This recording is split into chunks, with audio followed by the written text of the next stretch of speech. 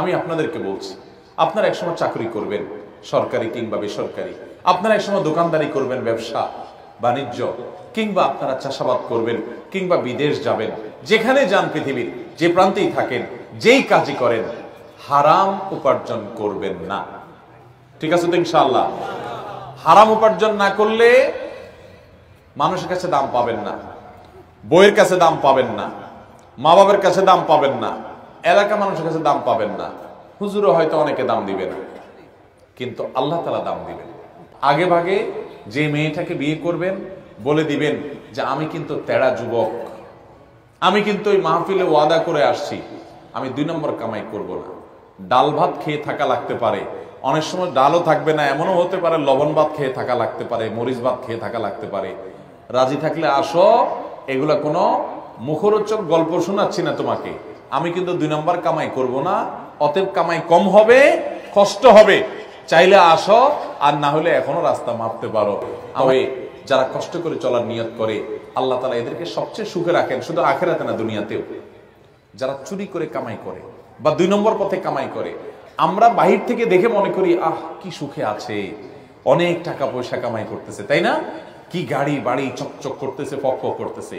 ভাইরা, আপনারা অনেকে হয়তো এটা অনুভব করেন না যে ওই হারামখোর কিন্তু সবচেয়ে মনের কষ্টে আছে, কারণ সে জানে যে আমার দান পায়া হুজুর দোয়া করে দিচ্ছে আল্লাহ হাজী সাহেবকে মাফ করে দেন, হাজী সাহেব জানে আমি একটা চোর, আরে হুজুর আমারে পাম্পটে দিলে কি হবে, মৌলবী তো আর জানে না যে আমার সব 2 নম্বর পয়সা। এই জন্য এটারে বলে অপরাধ বোধের অদৃশ্য দাহন, জ্বালা ভিতরে ছটপট করতে থাকে। মানুষ বলে হাজী সাহেব, সে মনে মনে আরে আমি কিভাবে কামাই করছি আমি না জানি। ভাইরা আমার, এই যন্ত্রণা তাকে কুরে কুরে শেষ করে। আর সৎ মানুষ তাকে যাচ্ছে না, পুছে না, দাম দেয় না, কিন্তু তার ভেতর থেকে একটা ফিলিংস হয়, কি জানেন? যে আলহামদুলিল্লাহ আমার প্রতিটা পয়সা টনটন করে বাঁচবে, আমি হারাম কোনো টাকা কামাই করি নাই, হারামের সাথে কম্প্রোমাইজ করি নাই, চলে কষ্ট করি, মানসিক শান্তি পায়। এই জন্য নবী সাল্লাল্লাহু আলাইহি ওয়াসাল্লাম বলেছেন, লাইসাল গিনা বিকাসরাতিল আরদ ওয়ালাকিন্নাল গিনা গিনান নাফস। অনেক সম্পদ হয়ে গেলে এর নাম সচ্ছলতা নয়, আসল সচ্ছলতা হলো মনের সচ্ছলতা, যে আমি মনের দিক থেকে সুখে আছি। আল্লাহ আমাদের সবাইকে সেরকম সাহসী সৎ মানুষ হওয়ার তৌফিক দান করুন। এখন তো সাহসের সংজ্ঞা পাল্টে গেছে, এখন সাহস হলো অপকর্ম করতে পারলে তাকে সাহসী বলে। আসল সাহসী সে যে অন্যায় বর্জন করার জন্য শত মানুষের ভৎসনা সত্ত্বেও সে হিম্মত করে যে আমি অন্যায় করব না। টাকা পয়সা হলে সবাই আমাকে পুষবে, কদর করবে, দরকার নেই, আমার অল্প টাকা, আমি গরিব থাকবো, কিন্তু আমার ভেতর বলবে আমি সৎ, আমার মধ্যে এক ধরনের সাহস কাজ করবে, এক ধরনের বীরত্ব আমি অনুভব করব যে আমি হারামে যাই নাই, চেষ্টা করবো না ইনশাআল্লাহ। আর যারা ছোট লোক, মানুষ দেখে তাদেরকে বাহবা দেয়, টাকা পয়সা গাড়ি বাড়ি, শয়তান ফুসলায় যে আরে একটু কামায় নে, এই মৌলবীর কথা শুনে যদি তুই ভালো হয়ে যাস তাহলে বড়লোক হবি কেমনে? শয়তানকে বলবেন আমার বড়লোক হওয়ার দরকার নাই, আমি সব থেকে যদি বড়লোক হতে পারি আলহামদুলিল্লাহ, আর না হতে পারলে আরো জোর আলহামদুলিল্লাহ। আমরা দুনিয়া থেকে অসৎ উপায়ে যে টাকাগুলো কামাই করব, এগুলো কি যাওয়ার সময় নিয়ে যেতে পারবো? কাফনের কাপড়ের কোনো পকেট আছে? নিয়ে যেতে পারবেন? তাহলে 2 নম্বর কামাই করব, কার জন্য কামাই করবেন? কার জন্য হারাম কামাই করবেন? ছেলে মেয়ের জন্যই তো। মানুষ নিজের জন্য কামাই করে না।